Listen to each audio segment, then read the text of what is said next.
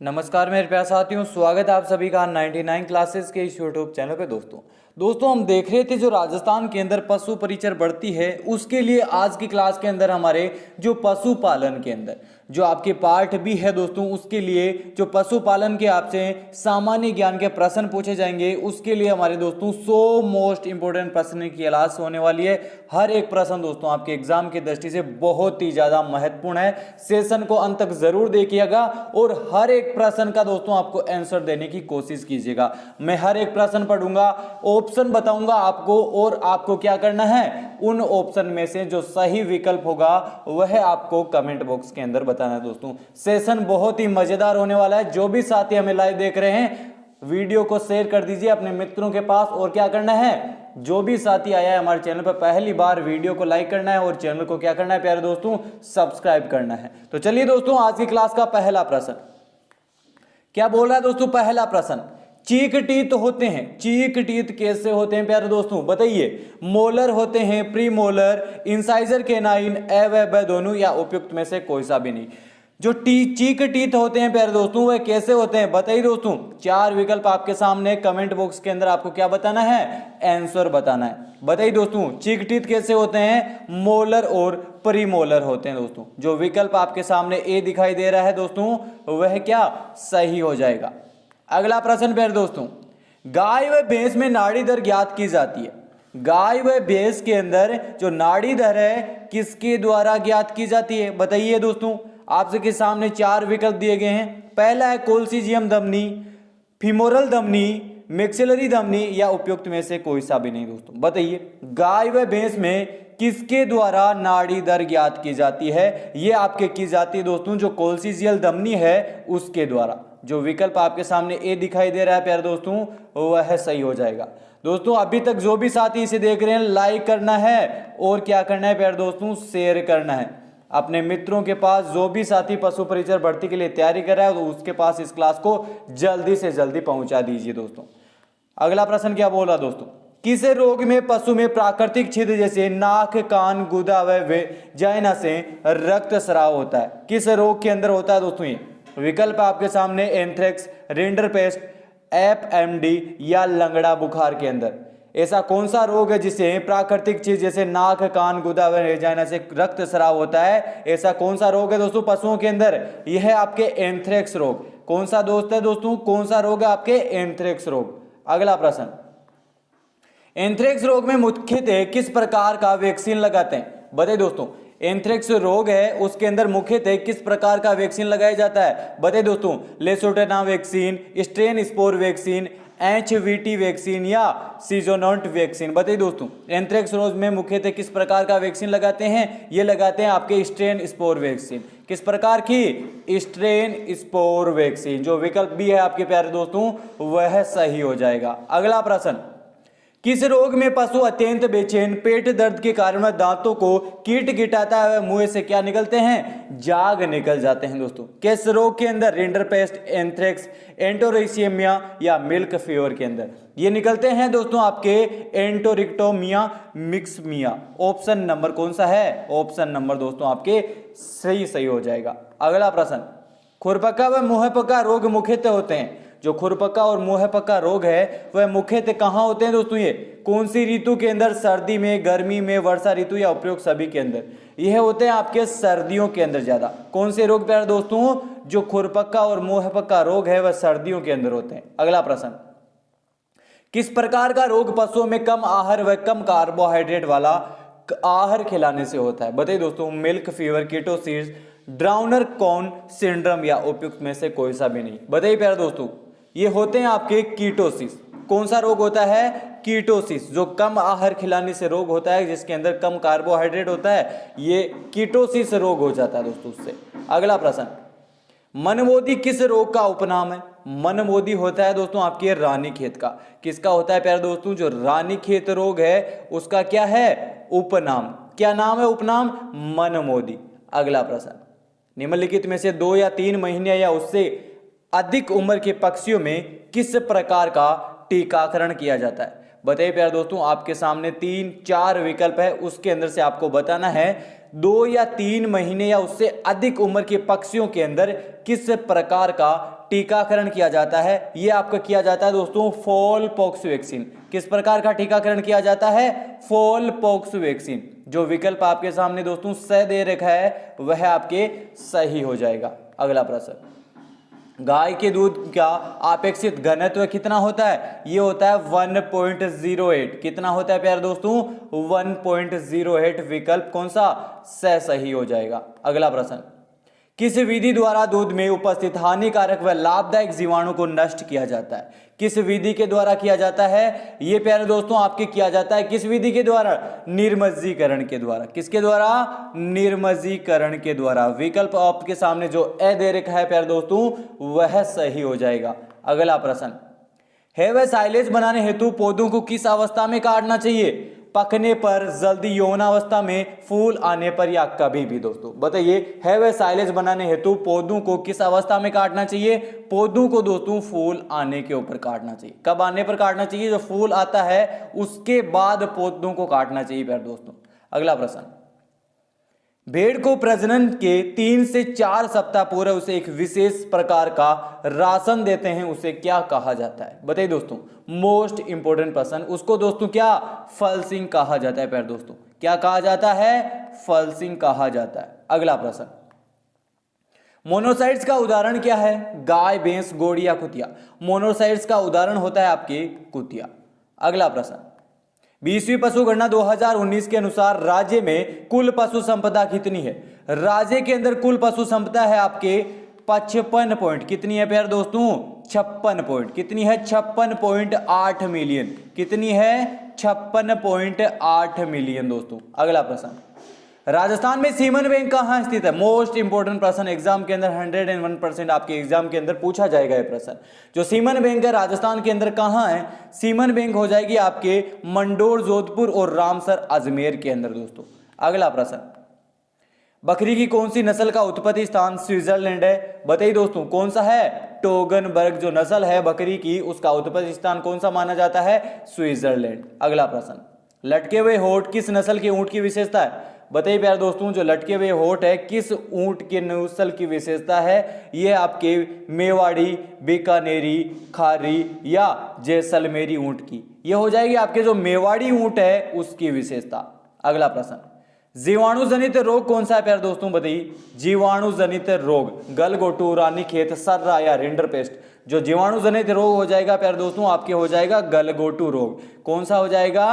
गलघोटू रोग। जो विकल्प आपके सामने ए दे रखा है प्यारे दोस्तों वह सही हो जाएगा। अगला प्रश्न, मेस्टाइटिस रोग है, जो मेस्टाइटिस रोग है वह कौन सा रोग है? जीवाणु जनित, विषाणु जनित, उपापचय या प्रोटोजोआ जनित रोग? कौन सा रोग हो जाएगा? ये हो जाएगा प्यारे दोस्तों आपके जो जीवाणु जनित रोग है वह है। अगला प्रश्न, घी से कार्बोहाइड्रेट की तुलना में लगभग कितने ऊर्जा अधिक होती है? दोस्तों बताइए, जो घी है उससे कार्बोहाइड्रेट की तुलना में कितने गुना ऊर्जा अधिक प्राप्त होती है? बताइए दोस्तों, 2.35 गुना, 1.25, 2.25 या 2.35 या 2.20 गुना? बताइए दोस्तों, घी से कार्बोहाइड्रेट की तुलना में लगभग कितने गुना ऊर्जा अधिक होती है? यह होती है आपके 2.25 गुना अधिक। जो विकल्प आपके सामने स दे रखा है प्यारे दोस्तों वह सही हो जाएगा। अगला प्रश्न, गायों में गर्भकाल कितने दिन का होता है प्यारे दोस्तों? बताइए कितने दिन का होता है? ये होता है, सभी को आता है दोस्तों ये प्रश्न का आंसर, 280 से 285 दिनों का। अगला, गाय के दूध में भैंस के दूध से केरोटीन की मात्रा कितनी अधिक होती है? अधिक होती है, कम होती है, नहीं होती है या सभी असत्य है? दोस्तों बताइए, गाय के दूध में भैंस के दूध से केरोटीन की मात्रा अधिक होती है प्यारे दोस्तों। क्या अधिक होती है? अगला, भैंस द्वारा पानी में तैरने या नहाने की क्रिया को क्या कहते हैं? हेरोइंग, बेलोइंग, लिम्बिंग या सर्फिंग कहा जाता है? दोस्तों बताइए, भैंस द्वारा पानी में तैरने या नहाने की क्रिया को क्या कहा जाता है? बेलोइंग कहा जाता है। क्या कहा जाता है प्यारे दोस्तों? बेलोइंग कहा जाता है। अगला प्रश्न, मुर्रा नस्ल जो कि एक ब्यात सर्वाधिक दूध देती है, इसका एक ब्यात में कुल दूध उत्पादन कितना होता है?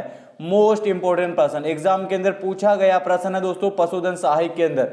बताइए दोस्तों, मुर्रा नस्ल किसकी है? भैंस की है। ये दोस्तों एक ब्याज में कितना लीटर दूध देती है? 1800 से 2500 लीटर। अगला प्रश्न, भारतीय पशुपालन का काला हीरा किस पशु को कहा जाता है? काला हीरा कहा जाता है भैंस को। किसको कहा जाता है प्यारे दोस्तों? काला हीरा कहा जाता है भैंस को।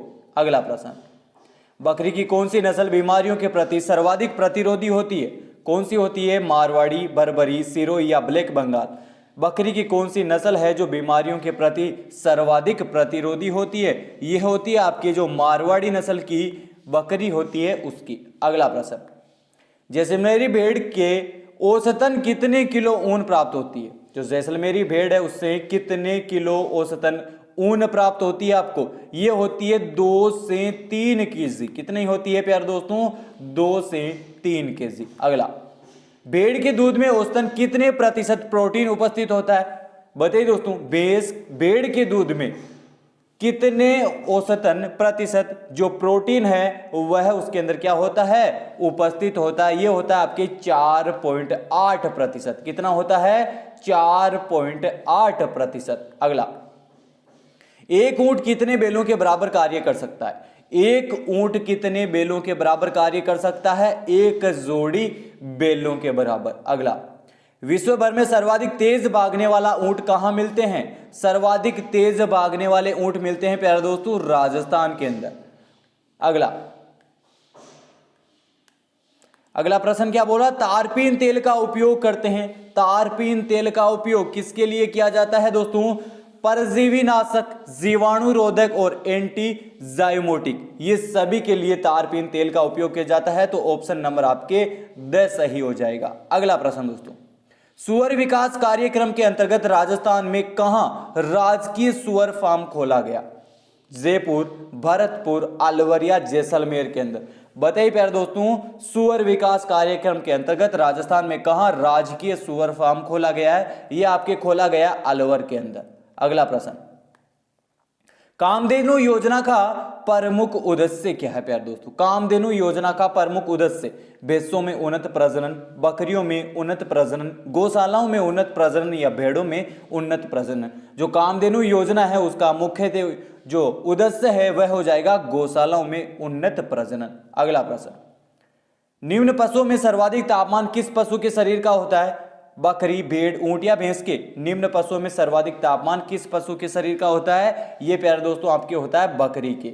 अगला प्रश्न, दुग्ध दोहन के लिए उपयुक्त समय अवधि कितनी होती है? 5 से 60 मिनट। कितनी होती है प्यारे दोस्तों? 5 से 7 मिनट। जो विकल्प आपके सामने ब दे रखा है प्यारे दोस्तों वह सही हो जाएगा। अगला, जो रोग जो विस्तृत क्षेत्र में एक समान रूप से फैलता है उस रोग को क्या कहते हैं? उग्र रोग, महामारी रोग, पेंचुजुइट रोग या अल्पकालीन रोग। बताइए दोस्तों, जो विस्तृत क्षेत्र में एक समान फैलता है उसको महामारी रोग कहा जाता है। अगला प्रश्न दोस्तों, मुर्गी जो बधियाकृत करने में किस हार्मोन का प्रयोग किया जाता है? बताइए दोस्तों, मुर्गियों को बधियाकृत करने में किस हार्मोन का प्रयोग किया जाता है? यह किया जाता है डाईइथाइल स्टील वेस्टोल का। अगला प्रश्न, साइलेज निर्माण विधि है चारे को हरी अवस्था में परिरक्षण करना, वह क्या कहलाती है? साइलेज निर्माण विधि। अगला, सूखे चारे की गुणवत्ता सुधार कैसे कर सकते हैं उसको दोस्तों? सूखे चारे की गुणवत्ता सुधार कर सकते हैं किससे? यूरिया के उपचार से प्यारे दोस्तों। किससे हैं? यूरिया के उपचार से। अगला प्रश्न, दंत्युपितूर पाया जाता है गाय के ऊपरी जबड़े में, भैंस के ऊपरी जबड़े में, बकरी के ऊपरी जबड़े में या उपरोक्त सभी के अंदर? जो दंत्यन्यूपुर पाया जाता है वह आपके पाया जाता है उपरोक्त सभी के अंदर। अगला प्रश्न, लूंग या लूम किसकी पत्तियों को सुखाकर प्राप्त किया जाता है? नीम, खेजड़ी, बबूल या करंज की दोस्तों? जो लूम या लूंग है किसकी पत्तियों को सुखाकर प्राप्त किया जाता है? खेजड़ी की। अगला प्रश्न, किस रोग में पशु के शरीर का तापमान कम हो जाता है? किस रोग के अंदर होता है? दुग्ध जवर के अंदर। अगला, निम्न में से निषेचक औषधि कौन सी है? निषेचक औषधि आपके हो जाएगी क्लोरोफॉर्म। अगला प्रश्न, निम्न में से कौन सी औषधि चिकित्सा के उपकरणों का वह यंत्रों को धोने के लिए काम में ली जाती है? कौन सी औषधि है जो चिकित्सा के उपकरण और यंत्र होते हैं उसको धोने के लिए काम में ली जाती है? लाल दवा को। किसको? लाल दवा को। अगला, राष्ट्रीय पोषण संस्था कहाँ स्थित है? राष्ट्रीय पोषण संस्था आपकी हो जाएगी हैदराबाद के अंदर। अगला प्रश्न, अपारा नाल का निष्कासन का समय कितना होता है? अपारा नाल का निष्कासन का समय होता है बहने के 4 से 8 घंटे बाद दोस्तों। अगला, विश्व स्वास्थ्य संगठन द्वारा पशु प्लेग उन्मूलन भारत को कब घोषित किया गया था? बताइए दोस्तों, ये घोषित किया गया था आपके 28 जून 2011 को। कब किया गया था? विश्व स्वास्थ्य संगठन द्वारा पशु प्लेग उन्मूलन रोग को भारत में घोषित किया गया था 28 जून 2011 को। अगला प्रश्न, एचएस रोग जिसे हम बोलते हैं गलघोटू रोग, ये गायों में किस बैक्टीरिया के कारण फैलता है? ये फैलता है प्यारे दोस्तों आपके पास्चुरेला बोविस सेप्टिका से। अगला प्रश्न, पशुओं की आयु ज्ञात करने का सबसे अच्छा तरीका होता है उनके दांतों के द्वारा। किसके द्वारा? उनके दांतों के द्वारा। अगला, अमूल की स्थापना कब की गई थी और कहां की गई थी? अमूल की स्थापना की गई थी प्यारे दोस्तों आपके 1946 के अंदर, और कहां की गई थी? गुजरात के अंदर। अगला, वसा रहित ठोस में कौन सा विटामिन सम्मिलित नहीं होता? बी, ए, सी या उपरोक्त सभी? बताइए दोस्तों, वसा रहित ठोस के अंदर कौन सा विटामिन सम्मिलित नहीं होता? ये नहीं होता आपके विटामिन ए। कौन सा प्यारे दोस्तों? विटामिन ए उसके अंदर क्या नहीं होता? सम्मिलित नहीं होता। अगला प्रश्न, राजस्थान में डेयरी संघ के अधीन संचालित 4 पशु आहार संयंत्रों का सबसे सटीक युग्म कौन सा हो जाएगा?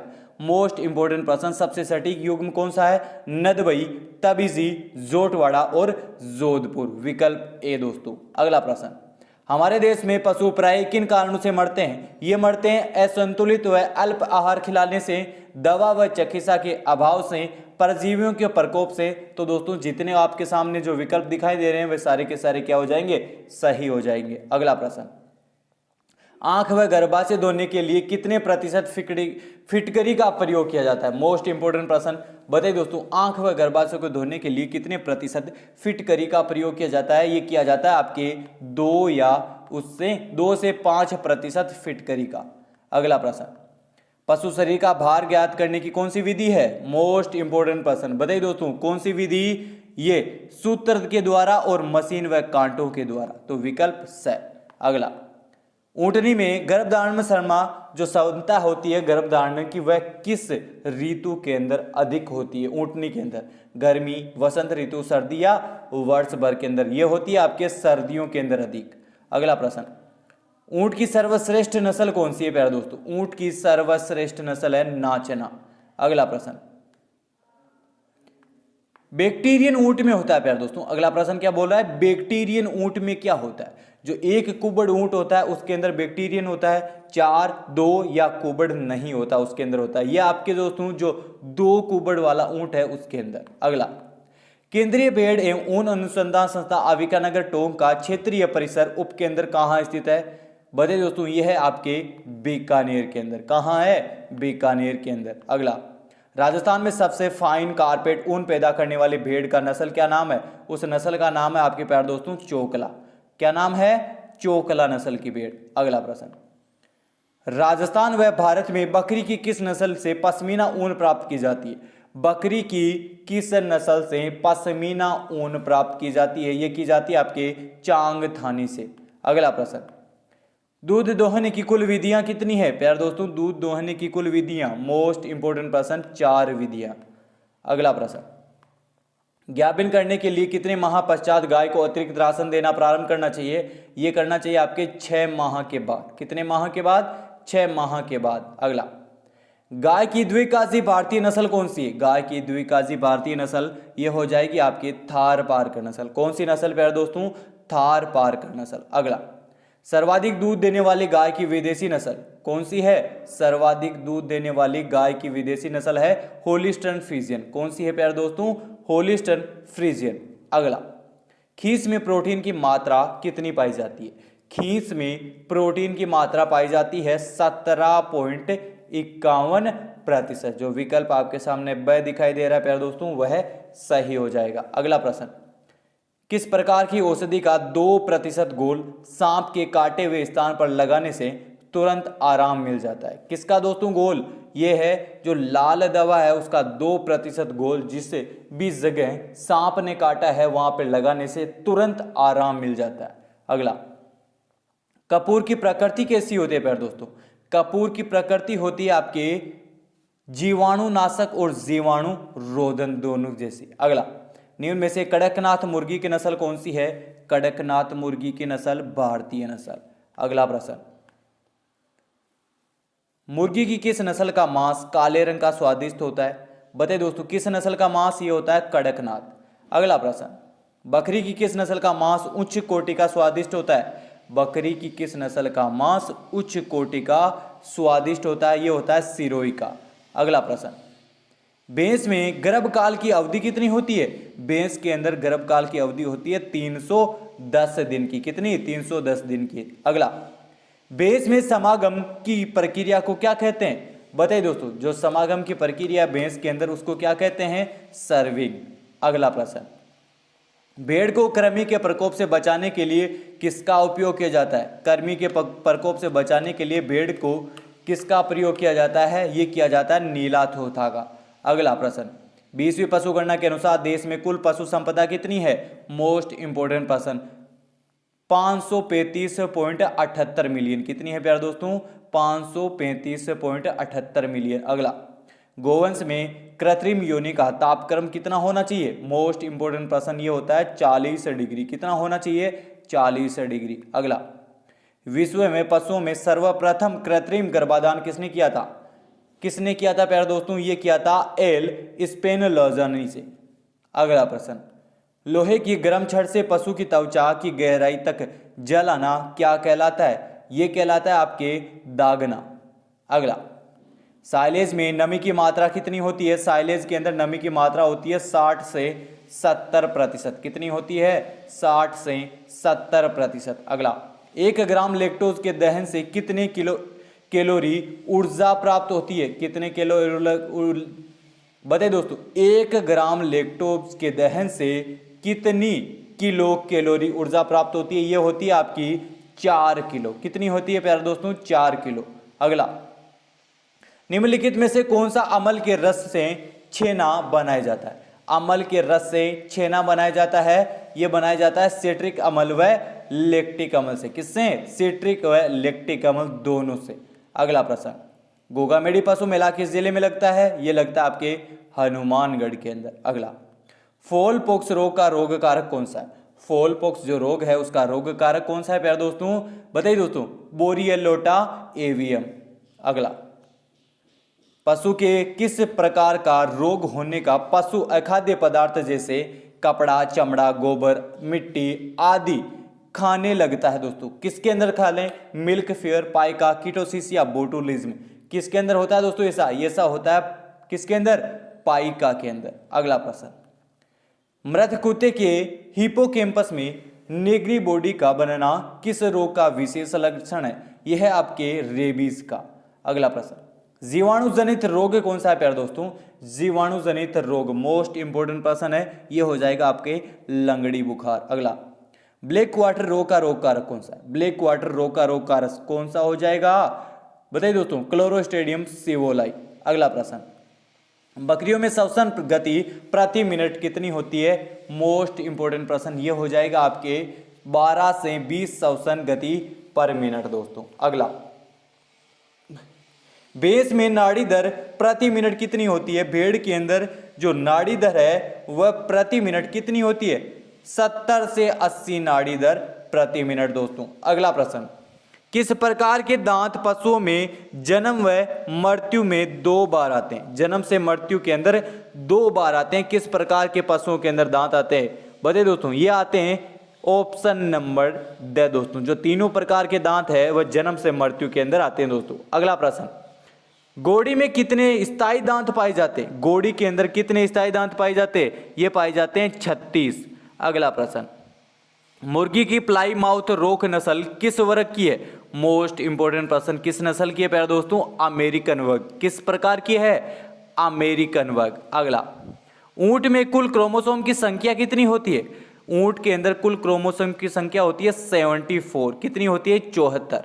अगला, भेड़ की किस नस्ल को नर मेरिनो व मादा चोकला के संकरण से उत्पन्न की गई है? ये किसको की गई है दोस्तों? बताइए, भेड़ की किस नस्ल को नर मेरिनो व मादा चोकला से संकरण से उत्पन्न की गई है? ये की गई है अविवस्था दोस्तों। अगला, निम्नलिखित में से भेड़ की कौन सी नस्ल का सिर मध्यम आकार व ऊन से ढका हुआ होता है? किस प्रकार की नस्ल का होता है? ये होता है मेरिनो का।